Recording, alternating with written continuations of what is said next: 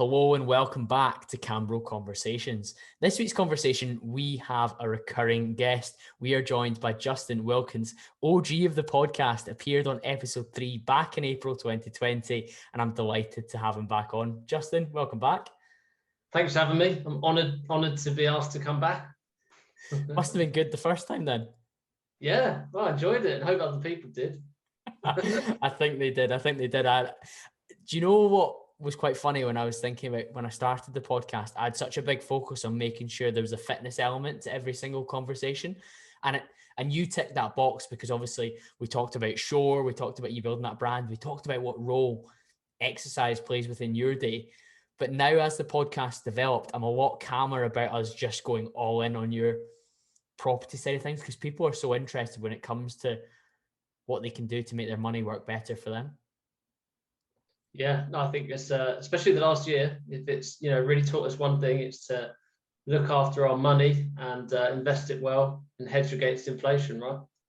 Yeah, inflation is the big word, isn't it? I think the government are telling us it's like 2 or 3%, but I think anyone that's tried to buy anything of any note will be aware that it's probably closer to 10 to 15%, and that's being kind on some assets. Yeah, 100%. So whatever investment, whatever asset it is, we need to be in it and investing into it and over, every month, don't we? Yeah, exactly that. And the asset of choice for you, for those that are just becoming familiar with you, Justin, is very much property. First of all, before we dive into a bit of an update in terms of all the different changes that have happened since April last year, why was it properties stood out for you to give people some understanding of it? It's just something I've grown up around. My grandfather, my parents, they're all heavily into property, flipping it. That was more the rage back in the 80s, 90s. It was being a property developer rather than being a buy-to-let investor, where that is perhaps now more the focus, is the buy and hold element. Yeah, absolutely. And I think anyone that's watched your growth on social media over the last year as well will have seen your career in property grow, but also the interest that people are taking in property grow with it. Like, your page wouldn't grow if there wasn't a market for people who were really interested in this. And it seems like in the last year, more and more people, like you say, have become more focused on making sure their money's working for them, and property's become quite an attractive class. I think I was looking at stats before we hit record that UK house prices at the time of recording, which obviously I appreciate they can fluctuate, not as much as the crypto market, Justin, but certainly fluctuate. The UK high price was something like 260K, and previously I think it was like 20K less than that at the start of the pandemic. So for house prices to go up on average £20,000 in an era where every other asset or every other kind of price point was troubled is incredible resilience.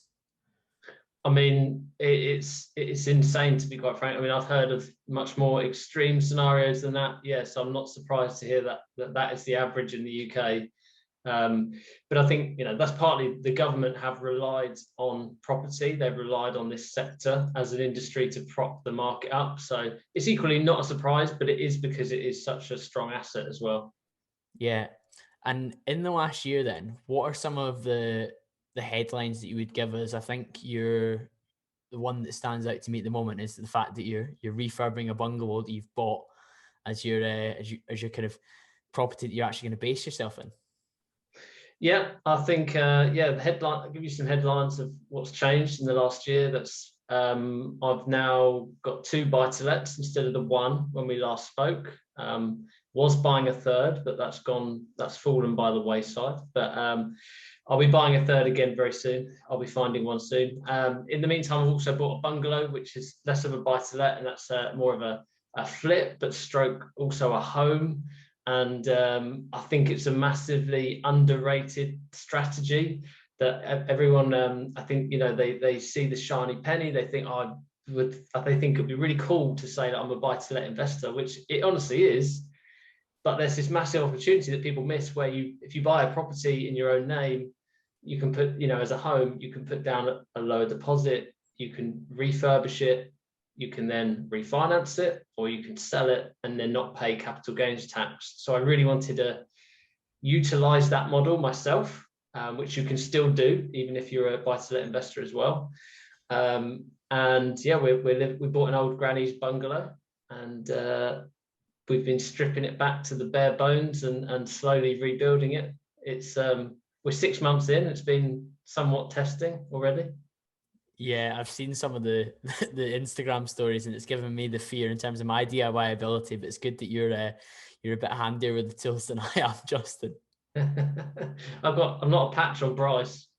No, I know. So for the listeners, mutual friend Bryce Bell is an absolute extraordinaire when it comes to doing up properties, although he certainly puts in hours that other human beings maybe struggle to manage. In terms of this strategy then you've outlined there, this being your home that you live in, like you say, in your name, your ability to do it up and add value to it, was this something that you always intended to do, or did you almost stumble across this? Because I know you said there it's sexy to be a buy-to-let investor, but this is maybe a less sexy option. Oh, it's definitely a less sexy option. We currently have no bathroom, so but no, in terms of actually, yeah, I wouldn't say I stumbled across it. I just saw we went for our first property, which maybe required less doing to it. It had opportunity to add value, but it wasn't a full, gut job renovation type. So then with this one, we thought, what, we really see our skill set and opportunity to really try and make it work. And really bought one that needed absolutely everything doing to it. We're going to have to extend it. And the reason I highlighted it is because I think, there is that opportunity out there for everyone. Although it's a slightly difficult and more time intensive strategy, I think people miss it and they skip to go to the buy-to-let immediately. Yeah. Did you use capital from your last home then that you sold where you and Michelle lived previously? Yeah, that's right. Yeah, so we took the deposit and the profit that we made on it, and we just brought it all into the bungalow. We would have brought half across and then used half for the refurb, but when we moved, with times being funny, we had to put down a 25% deposit on this bungalow. But that's fine. When we move again, that will be released. So yeah, that'll be a significant boost to your capital. And like you say, this is not the home that you're going to stay in forever, but you're happy to stay in it for a period as it continues to improve. And bathroom aside, I'm sure it's livable. Yeah, for the most part. for the most part. Yeah, it really, really interests me. And I wonder if there are people out there who wouldn't view themselves as a property investor, who would consider living in a property that they are going to largely renovate, but with the benefit of them acquiring at a much lower price to start with, rather than maybe buying not their dream home with maybe one or two additions or improvements to make, but buying something that's quite far back and needs quite a significant investment in terms of their time, at least when it comes to DIY. Yeah, and one thing I'll quickly go into whilst we're on this is for anyone that is in the nicest way possible, because I'm in the same scenario. If you are earning, even if you're earning a reasonable salary, which is above, the average, if you want to work your way up the ladder, if that's genuinely something that you want to do, it's very difficult to do that by just buying and sitting in the same house and paying down your mortgage. That's, in the nicest way possible, that's the fool's game. That's what the banks want you to do, is sit there, pay your mortgage off or overpay monthly, when in actual fact, if you'd like to work your way up the ladder, you need to create capital, you need to create value. Otherwise, you'll never be able to do that through your salary, because you can only borrow up to a certain amount of your salary. So that was part of the move for us as well. We don't want to be in some big mansion, but we certainly want to live a comfortable life. And in order to move up the chain, or to be able to pay down a lot of this debt, you've got to create value somewhere along the way. So this is just one of the sacrifices you have to make. Yeah, in terms of sacrifices, I'm not sure we even touched on this in the last podcast, but I remember you talking about selling your car. That was a sacrifice that a lot of people maybe questioned, because in the property game, having a flash car on Instagram can be a good way to drive investors, can it not? Yeah, definitely. Yeah.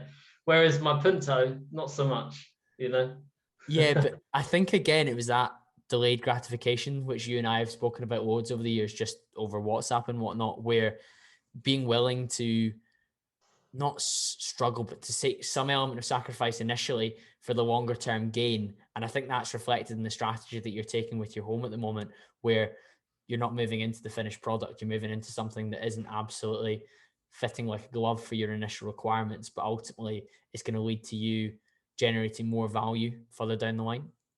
Definitely. Yeah, it's that whole one step back for two steps forward mentality. That's exactly what the car was. That's exactly what this bungalow is. But with the car, you know, I only managed to release, you know, £4,000 or £5,000, but I knew that I could do more with £5,000 if I had my hands on it, putting it to work, or, you know, putting it into an online business or investing it, rather than it sitting in a depreciating car. Yeah, and that'll be a bit of a red pill moment for a lot of people listening to the podcast, just because you've said, for starters, you said only 4 or 5K. A lot of people, that's a lot of money to, but equally, they don't always think that that amount of money is sitting there in the car when it likely is. And your ability to reapply that somewhere else, albeit at the hit of an ego hit for having a flash car, is a difficult pill for a lot of people to swallow. And I'd be interested to know what people think off the back of that. We'll break the wall with the listener, and please message Justin and I initially with what you think about downsizing your car to enable you to put capital elsewhere. Beyond that, Justin, with the bungalow refurb, what are the biggest lessons that you have taken on board so far, 6 months in?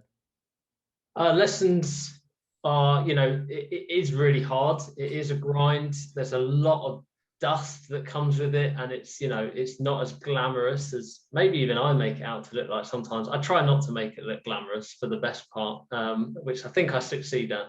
But lessons for me is that I just absolutely love refurbs more than I actually realized. And there's something incredibly special about, you know, stripping a house back and then rebuilding it to your own design and your own spec, and you know exactly how that works. You know, if you gave me a car and said, look, Justin, this car has gone wrong, you need to mechanically strip that back and fix it, I feel completely out of my depth. It's alien. Whereas kind of now I'm getting to the point where if you gave me a house and you said, well, Justin, you know, here's this old house, you know, it doesn't feel like a big challenge to me anymore, because I've learned the basics. You know, yes, I'd need help from trades along the way, but you know exactly what is required from A to B to refurbish that house. So I know how to do it. I absolutely love it, and I think I will do more of them in the future because of that, as well as buy-to-lets. And yeah, I just think for anyone listening, you know, one of the biggest challenges has been that when you live in it, instead of being able to strip a house back, do it all at once, and then rebuild it all at once, the difficulty is you have to do it room by room by room, or a couple of rooms at a time. And then this room depends on that room, and so on. But, you know, that's just, you live and you learn, don't you? Yeah, that's just logistics. And like you say, the fact that you're now going through this process and you've got confidence in how you would perform during this, it probably means next time out you're going to be more efficient and maybe save money, maybe save time, and be more confident that you could do an even bigger refurbishment on the next house that you buy. Definitely, yeah. No, and I know where to, you know, where you can save money. I know where that you should spend money to get the right finish. Definitely, yeah. What were some of the things that you had to consider when it came to how much money you would spend on like outsourcing or doing yourself? Because I know time equals money, and you're very, very aware of that. And we're going to get on to what you've done with your career in terms of maximizing the time that you can spend in your property business. But what kind of calculations were you making for the refurb in terms of maybe getting a trade in versus spending your own time doing some of the work? It's more to, I'll be honest with you, with the bungalow, it's more about a learning experience. So there's many occasions which come up on the bungalow where I would, by far, would be better off getting a tradesperson in to do it because of speed, and probably because of skill level as well. And it might, you know, something that would take them once easily would maybe take me a couple of times, and a bit of a learning experience. But that's part of this journey for me, because then I take that on to the next place. I know what a tradesperson can then charge me. I know what skill it requires. I know what time it requires. So I can't directly say, what helps me make that decision, because in all honesty, I'm wanting to get involved with a lot of it. And, I've put aside a big budget of, 45,000, because obviously we have an extension, and because there's a lot to do in the rooms. But if I do a lot of the work myself, we'll probably come in well under that. But where we go on to talk about the property in Liverpool, that's completely different. Where I'm now doing a refurbishment on that buy-to-let in Liverpool, that's completely hands off. That's solely reliant on trades and making sure I get good quotes, I get good tradespeople. I'm not messed around because I'm 5 hours away. There's so many elements that go into that, and it's such a different experience from this hands-on one inside the bungalow. Yeah, that leads us on nicely then, I suppose, to buy-to-let number 2 in Liverpool. First things first, you've now got 2 buy-to-lets in Liverpool. Why the continued focus on Liverpool? Is it a market that really excites you? Oh, massively. Yeah. I mean, I was late to the party in 2019. Yet there's people, the market is absolutely booming there now in 2021. There's people still joining the Liverpool Northwest market. It's an incredible area, and it's still very much up and coming. Still got a long way to go. But for me, I spent so much time researching it, viewing properties, making offers for the first one, and then the first one has been successful, in terms of cash flow and return on investment, that I'd be silly to not consider doing, another 2, 3, 4 up there, where I've got them in an area kind of collectively. Yeah, that makes sense, and that time efficiency is massive. If it's 5 hours away from the Brighton area for you to go up there, it's more worthwhile if you've got 2 within 20 minutes of each other than if you got one in Hull or Leeds or somewhere in Yorkshire. You're then adding other driving time on, which again is cost on fuel and expenses as well. Yes, yeah. And there's a lot to be said for knowing an area. If you live in one of these areas and you're thinking about investing in one, well, you've hit the jackpot, you've hit the holy grail, because you have insider knowledge. And whereas, when you're an outsider, trying to do all of this whilst traveling, whilst learning the area, you have to have a lot of confidence. So for me, it's that whole knowledge factor that I'm starting to build up a good knowledge of those areas now. So I want to capitalize on that before I go somewhere else. Absolutely. From the outside looking in, it makes total sense for you to go really focusing on Liverpool. And you said there that you're kind of project managing this one from afar in terms of the trades guys helping you out and getting this ready. How much work is required on this one? Like, what kind of condition did you purchase this second property in? Yeah, condition not so great. In fact, I actively found it because it was boarded up and had smashed windows. So I thought, that looks like the greatest project. I clearly need to take that on. So it's quite a different experience, as I've said, because with that one, I'm very much reliant and putting my trust into like a head builder, and he has subbies that work with him, but he's very much in charge of everything, really. I got him to go in and quote for everything. I then went and got individual trades to quote on certain elements like plastering, painting, whole job lot, things like that, carpeting stuff. So then I could sort of barter with him and say, look, your prices are a bit high on these elements. Could you bring them down, and then you can cover it all?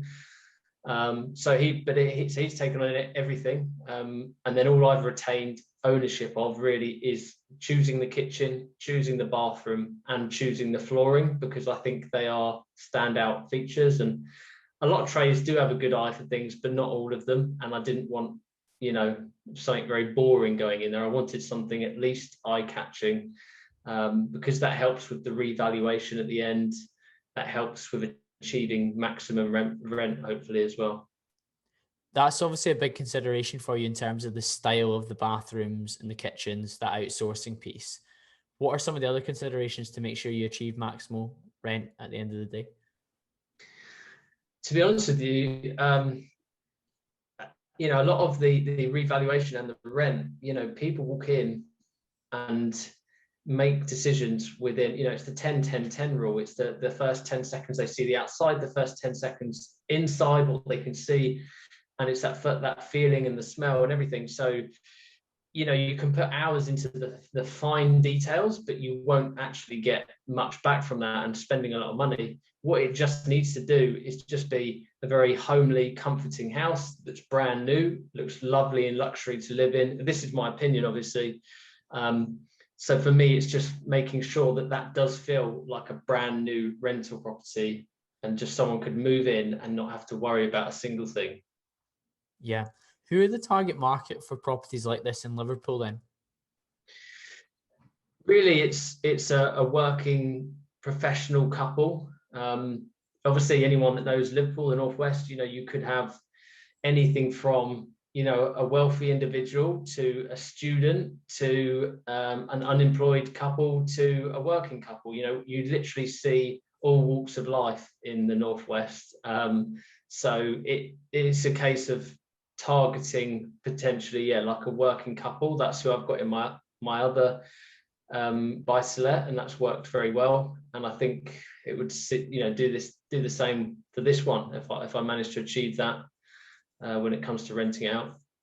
Yeah, so you've kind of got the blueprint there. Again, it shows that you've got that idea in your head that I'm going to go through this experience so I can apply it again more efficiently, get even greater returns, move on to the next one. And when I speak about the next one, Justin, what is the next one? Well, I mean, I'm still looking for the next property as such. So it will be another buy-to-let. It will be, it's taking that blueprint and repeating it again. It's probably I might go for something slightly more expensive next time. One thing I have found that, when you're competing at the sub 100,000 level, is that you of course are competing with the majority of the people in the market. So it's trying to find that right balance with getting, reasonably priced property, good cash flow, but also not competing with the rest of the market. So it's trying to find a balance. But that will be the next buy-to-let. I don't know when that will be as such, because I've had quite a few things going on, and I need to put some more time into building back up my pipeline of viewing properties, making offers, and so on. How many viewings did it take to get this second one over the line? Because I think that'd be something that would really interest somebody like me to understand the time and the decision-making process to actually go in on this one. So I started this year hitting the ground running, said I need to get buy-to-let 2 under my belt. I've got the hunger for it. I want to refurb. And I did 3 trips up in the first month or two, did 3 trips, and all viewings with agents. Probably, let's say I viewed not a huge amount, but say 40 houses. Now, I didn't see a single property there that wasn't overpaid for. I got back from many of those trips. I thought, yeah, on paper it works. I've got to make this offer. I try to offer on as many as I can now, so at least offer on half of what you view, as long as the numbers stack up. But people were playing, well over the top, which I'm sure anyone listening to this can, resonate with right now, given how hot the market is. But so I pulled back. I did a different strategy, which for anyone that goes down the route of property more is finding empty properties that aren't on the market. So it's finding a house which is empty. No one else has got there yet. No estate agents have got there yet. So I found this one. You can look up the owner's details on the HM Land Registry website. Found out where he lived, wrote him a lovely letter. And he thankfully got in touch and said, yeah, I'm sick of the house. I'd love to get rid of it. Would take it off my hands, please. I think that speaks a lot to your willingness to do the hard yards, in terms of 5 hours away from home, looking around the streets of Liverpool for properties that fit your criteria. It's not the sexy, glamorous side of you sitting on top of a Lambo saying, invest in my deals, I'll get you 10% return on your investment. But yeah, that one day maybe. we'll get there. I'll probably share it in my story and promote you as well. It's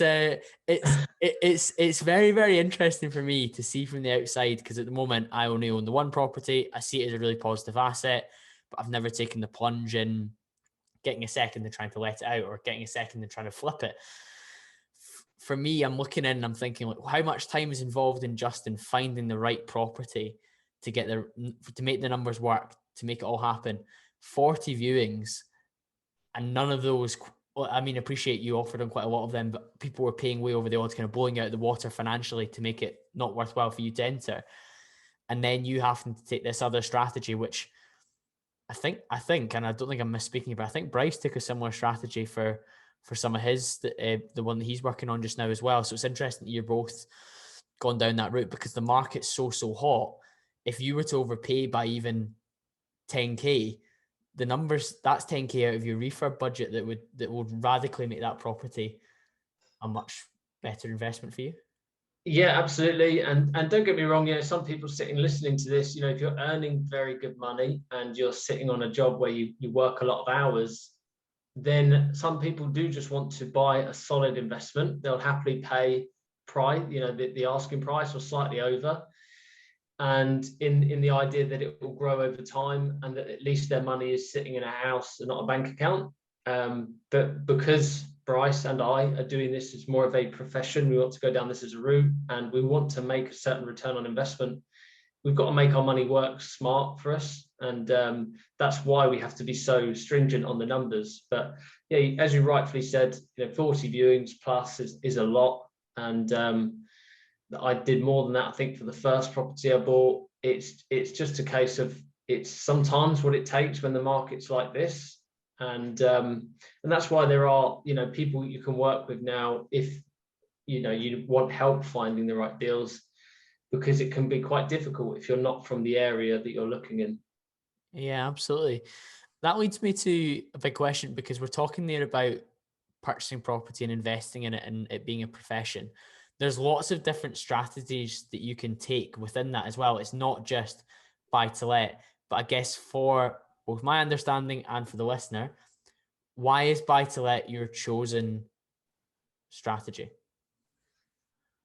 It's potentially, or hopefully, the most passive. So it's the most hands-off, the most passive, in which I might get an email or a call every now and then from my managing agent to say, this needs painting or this maintenance needs doing. But for the most part, you've got hopefully 2 or 3 intelligent individuals living inside your property. So if the bulb goes, they can sort that out. If something comes up, they can look after it, and therefore it should be more hands off. Now, some of the other strategies that might earn more money, which are certainly very they come with their incentive because of the actual cash flow they offer, like a HMO. They're of course look very desirable because of that, because you could literally walk away from your job if you had 2 really good functioning HMOs, whereas it might take you 10 good functioning buy-to-lets. So you have to weigh up and see what works for you as an individual. But for me, I didn't fancy dealing with arguments and everything that comes with managing people and relationships and all that side of things. 10, 15, 20 years from now, when I'm retired on a beach on the south of France, I need this to be a hands-off portfolio, Carl. Passive. Yeah, I think that's such a huge term. And equally, I know, and from the job that I've been doing for the last few months, that HMO is a big area that I'm dealing with. And it's, when you see the sums, it is extremely attractive as an investment. But equally, you have to deal with more tenants. You have to deal with potentially less aware tenants of how to live alone, particularly if it's an HMO student property, because they're maybe new to that environment, versus, like you say, 2 or 3 well-paid professionals who can normally look after themselves a little bit more so, and hopefully cause you and the agent that's managing it a little bit less problems. You mentioned earlier about career, and this is going to be more of a profession for you now. You're not full-time yet, but there's been some big changes, haven't there? What are those? Yeah, so big change for me is just, obviously I work full time. I'm a sales manager at a trade exhibition company. But it doesn't sound so big to everyone, but for me, going down from 5 days a week to 4 days a week every week has been a big change for me. I had it signed off. I've probably been living with it for a couple of months now, and honestly, it's one of the best things that I've done. I think a lot of people dream and desire of working for themselves or working in property, but for some reason, and I'm guilty of this as well, you only picture yourself either working full-time or working, in a job, or you picture yourself going full-time in property. But there's this huge transition phase that you can utilize if you really think about it and talk to your employer and have that conversation, which is what I did. And as I say, I will don't look back now at all.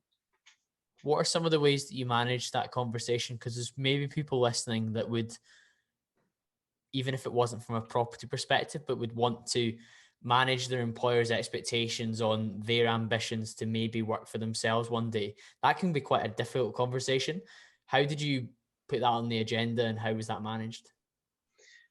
I mean, I think for anyone now more than ever, you can talk to your employer and say that the last year has really, made you feel and realize how important life is, how much you appreciate your own time, whether it's doing a hobby, whether it is doing a side business. I'm not someone to ever shy away. I've been maybe too transparent sometimes, but I tell my employer as it is, and I say, listen, I want more time to myself, and 4 days a week is the perfect lifestyle balance for me. I put it on the table like that, and I said, look, I think, it's only a fair consideration. For anyone listening, you have the right to ask to work 4 days a week. You have the right to ask to work 3 days a week. Obviously, they can turn around and tell you to sling your hook, but you should ask if you want to do it. Yeah. Do you know one of the reasons I think you've got away with it, Justin, as well? And I say got away with it with a bit of tongue in cheek. One of the reasons you've been able to agree with your employer is because you still add value within those 4 days. You haven't phoned it in. You haven't been like just working on your own business while meant to be working on company time, because that would be a massive red flag for them, because they would much rather bring in somebody who'll work 5 days and have a really strong output than have you in 4 days who's not giving them an output. But you continue to drive success for them in the 4 days that you're in and be a good performer. And that maybe gives you much more leeway, because you'd be much harder to replace because you're still contributing. 100%. Yeah, I should have mentioned somewhat, but yeah, I think you've got to put in your time, add value, show your worth within that company, because then when you do make that request, they will trust you. Hopefully, they'll see the added value in keeping you, and I obviously want to see you do well as well. Want the best thing for you as an employee. So yeah, that's a good point. I definitely put in the time in the days that I am working to really make sure that I come across well to the company and do the best thing for them when I'm working in their time. Yeah, one of the big words over the last wee while has been trust between the employer and employee, especially with more of us working at home. And your ability for them to trust your output is vital based on your ability to then get a fifth day. And obviously there's adjustments to salary and adjustments to bonuses or whatever else that comes off the back of that. But what has that extra day allowed you to do that previously you just couldn't? It's just, a lot of people, and I'll get around to doing this at some point, a lot of people would maybe call that a beach day, or a day to relax day, or on the course. I'd love to get out on the golf course more. I could really work on my drive because it's terrible right now. But I just treat it as another day. So I almost, sadly, religiously, if I'm not up in the Northwest checking in on my refurb, I'm just sat here as if I'm working another day for my employer, but this time it's a whole day for myself. I have my own side businesses. I've got my own YouTube channel. So it's producing content. It's, building websites, so it's not anything incredibly exciting now, but even the momentum of having that one day, I've seen so much. And, I'll get a little I'll let a bit of passion out on you, in the sense that I, like a lot of people listening, just had this switch probably 6 months ago, where I'm like, why do I wake up every day in a life and do a job that isn't the most exciting, invigorating thing in my life? How have we managed to get to this point in society where we do a job that we dislike just to get paid, just to pay bills? And I know we've heard it all before, but really think about that, because this is what you're building for yourself in the next 10, 20, 30 years. And then for me, I thought, you know what?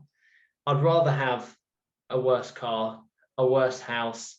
I'd rather have one less holiday a year. But if it means I wake up on my terms, I wake up and I do something, I live and breathe something that I enjoy every day. So that's what I'm working towards right now. And that one day off that I've got on Friday now will become 2 days off, and then it will become full time. Yeah, I was about to ask, with that level of determination to go all the way, how do you think you scale that? Is it to go to 3 days and then full time? Do you have a timeline in mind? If they'll let me work 3 days, it'll be 3 days. But certainly it's about building up, cash flow. I need to know that each month I've got a couple of £1,000 coming in to cover, my responsibilities, mortgages, bills. But as I say, I'm happy I walk away from any luxuries. I won't buy clothes for 6 months. I won't, whatever it takes in that respect.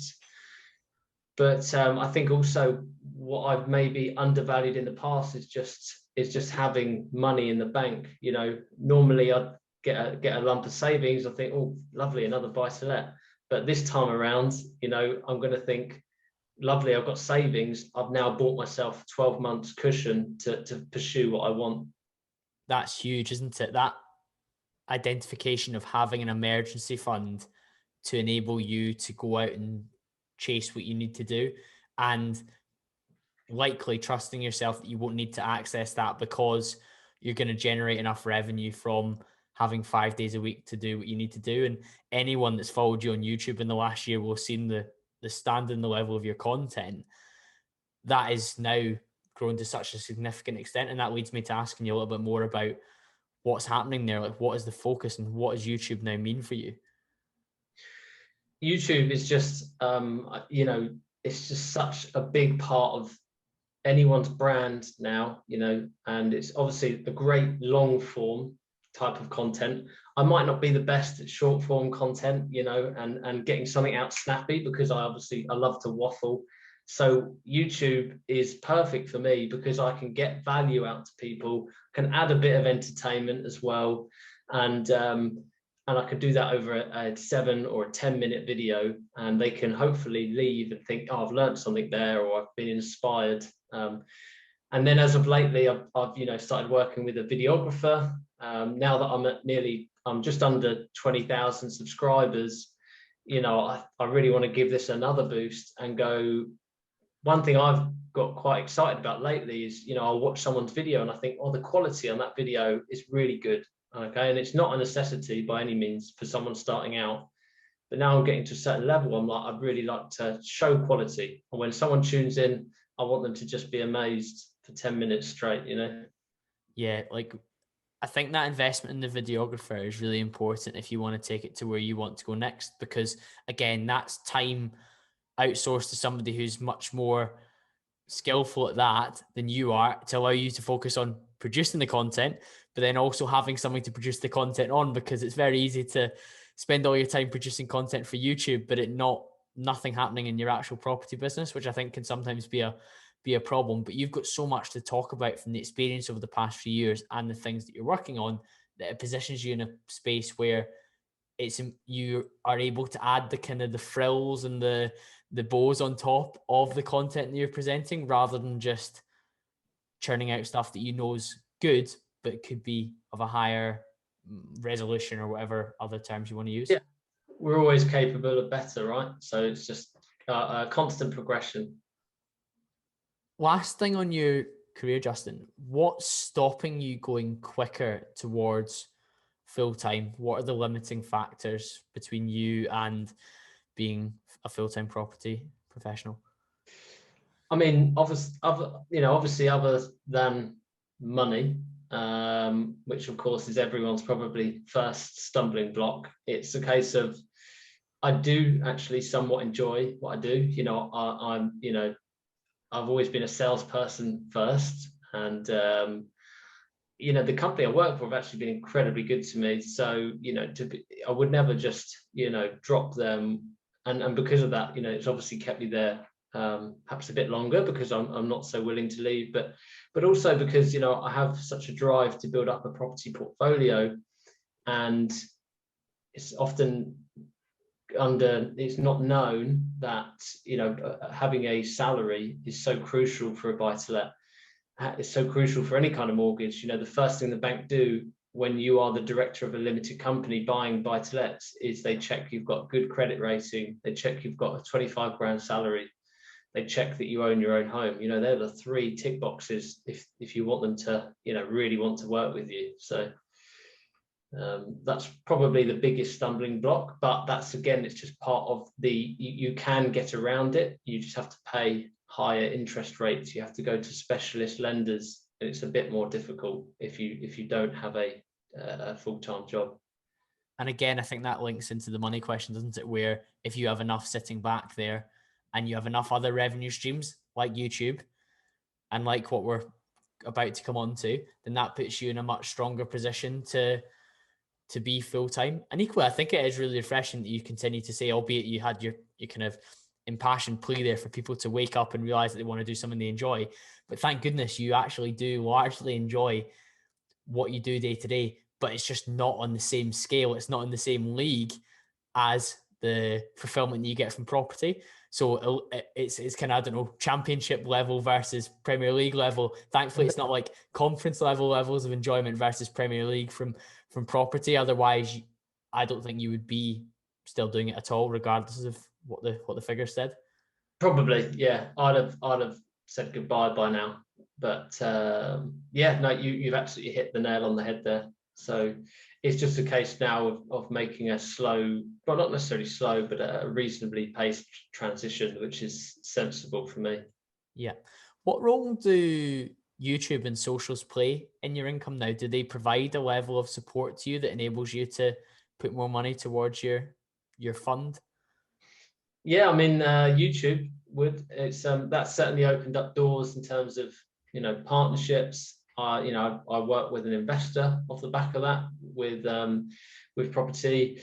I earn revenue from YouTube. Yeah, so it's not not enough to leave the job on, but it's enough that I reinvest into myself. I reinvest in, obviously, things like the videographer don't come cheap, so that covers all of the cost of that. I just think right now, money from things like YouTube, they don't benefit me to go and spend it. It benefits me to reinvest it. So put it back into Justin Wilkins, the brand, and that will have long-term returns for you. Yes, yeah, I certainly hope so. So it's always interesting to ask somebody what's coming next. And I'm one of the privileged few that does know what's coming next. But the listeners in the podcast, by the time this is released, it's going to be okay for them to hear as well, isn't it? Absolutely. I want them to hear. So let's spill the beans now. Something that's been in the pipeline for a long time. What is coming next? Property X. Okay. So Property X stands for, X could be your first house. It could be your 10th house. X is the project, the goal that you're working on within property right now. And Property X is the brand that I have launched or launching, and that is it's 3 arms to it. So it's sourcing, which helps those that are time poor, perhaps working at reasonable jobs, looking to invest money themselves. I will help you find good deals, good yield, properties that are producing a good return on investment, and I'll help you find them within the Northwest, if that's what you choose to do, for a small finder's fee per each property. It's the Property X program, which is something I've spent, the last 3 or 4 months condensing everything I've learned for the last 2 years and making a different type of online program. I want to change the game. I want to really raise the standards within the property industry, within the youth as well, because of the other types of educators that are out there.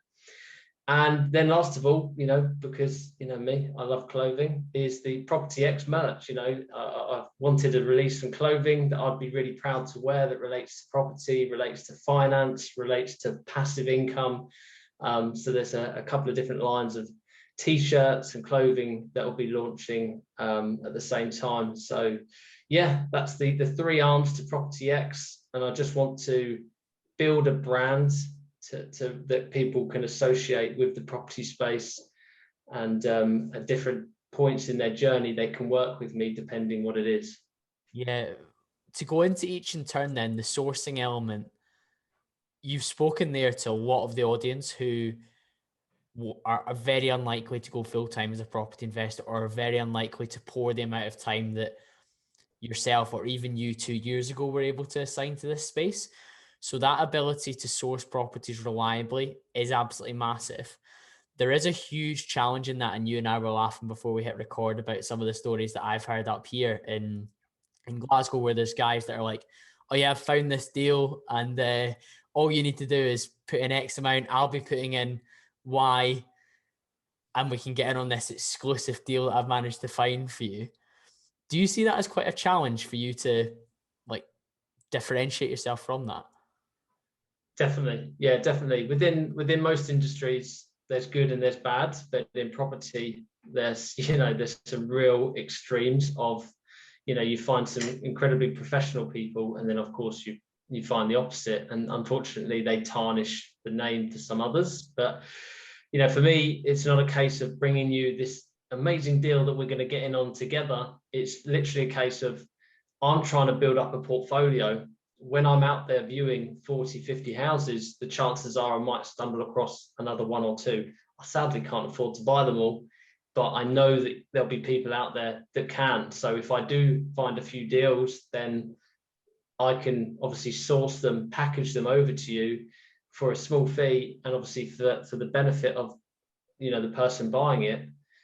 Means they don't have to do 40, 50 viewings, means they don't have to place these low offers, have these uncomfortable conversations. And if they really want property to be hands-off, that's literally hands-off from start to finish.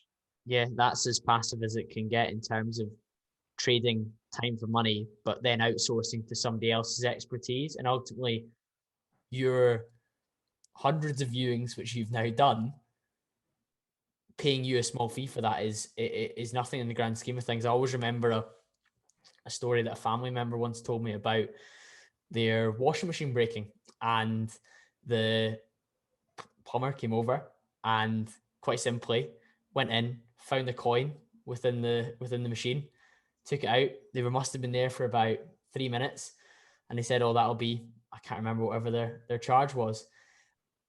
And some people would think that would be absolutely scandalous to charge them the full hourly rate or whatever your rate was. But ultimately, you're not paying for that hour. You're paying for the years of service that they've had beforehand to enable them to come in and so quickly diagnose your problem, so quickly resolve your problem and move forward. And for me, looking at what you offer in the sourcing space, it's really clear that you're not paying for you to source just that particular deal.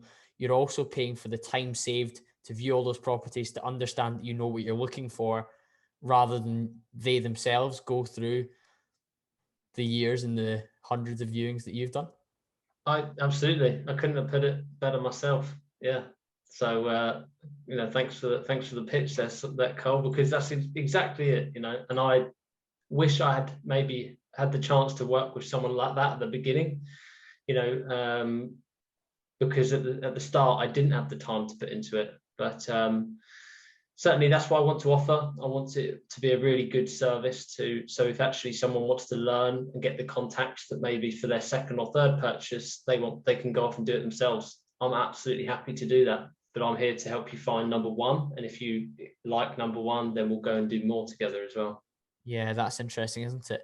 The second strand is that education piece. And again, there's the accusations of like some of these like ebooks and courses that get brought out, and they're just not worth the the paper they're written on, the guys that are releasing them have maybe done some deals in the past, or maybe they've done no deals and they've just got some sort of hype around them due to social media presence.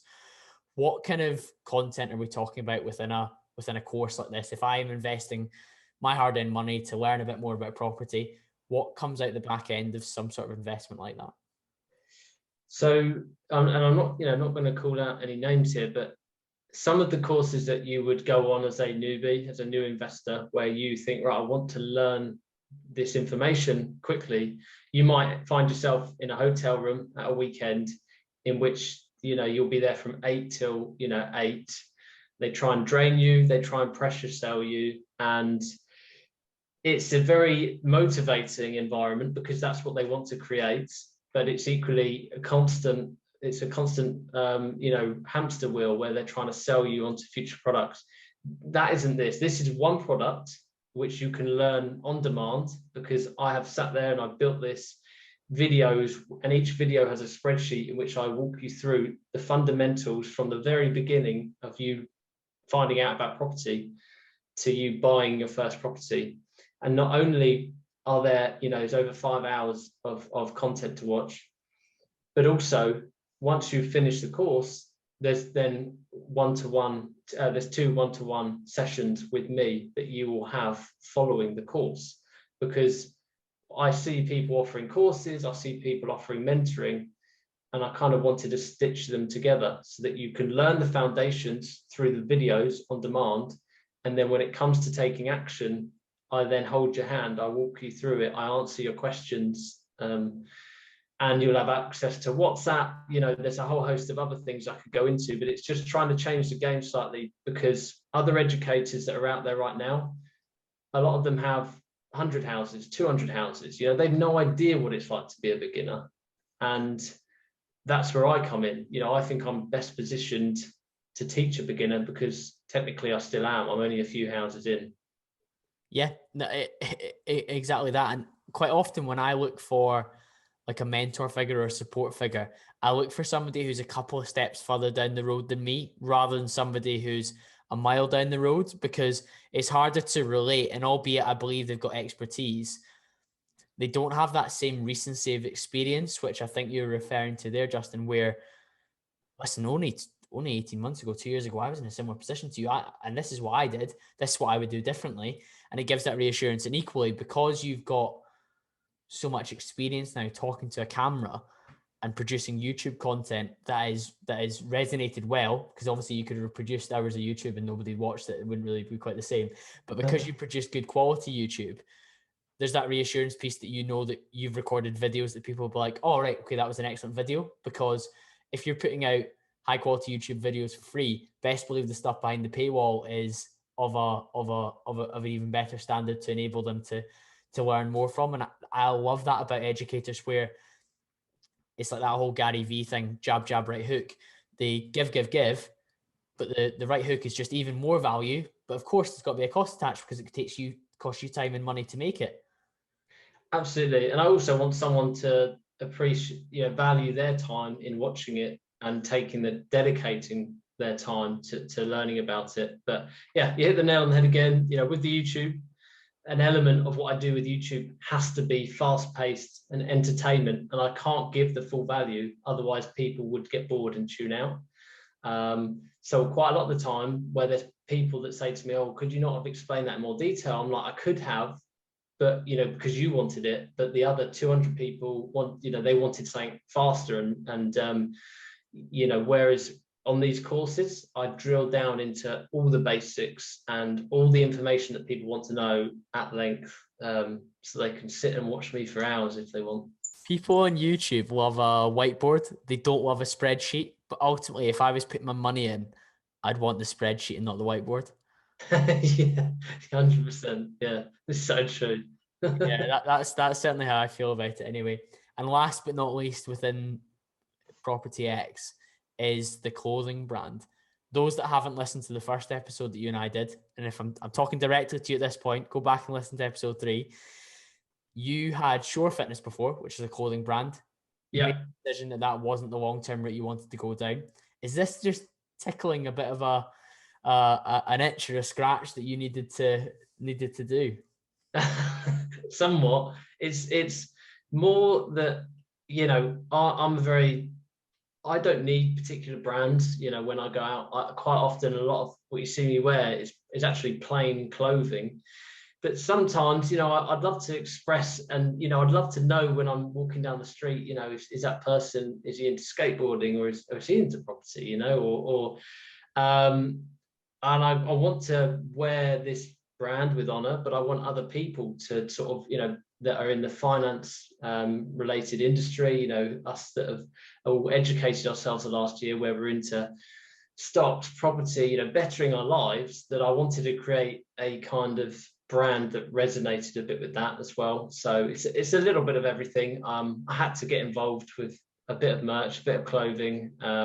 It's only starting off small, you know, doing a couple of pieces, and then if there is enough interest, I'll definitely grow it.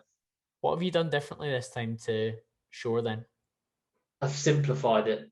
Okay, so previously I maybe went a little bit, you know, too extreme with the trying to stand out from the crowds, and trying to make it a different brand. Now that somewhat was a positive, and then did help me stand out. And I don't regret that decision. But with these pieces of clothing, you know, I don't think people want to shout that they're earning lots of money, or shout that they're investing really well. They just want to, you know, maybe show off the fact that they are, you know, in the finance club. Yeah, yeah, okay. It's like a very discreet signal that they're switched on financially. Yeah, yeah, and try and create a bit of a brand around that, you know, and an element of people just enjoy what they're wearing, of course, you know, and that for me is why I've created it. Yeah, and by the time this pod comes out, Justin, this will all be live for them to check out. Where's the best place for them to head towards to connect with you off the back of this? Well, I mean, you know, you want to go to propertyx.store, but you want to, you know, follow me on YouTube, on Instagram, watch my stuff for free. You'll love it. You'll get a bit of entertainment out of it. And yeah, if you want to be, you know, part of Property X, whatever branch that is, part of the company, yeah, get in touch through the website. I'd love to work with you. And yeah, be part of the club. Fantastic, Justin. Your Instagram, your YouTube, and Property X will be linked in the show notes below. Thanks so much again for coming on. Listeners, thank you again for joining me. I'm sure you've enjoyed this one.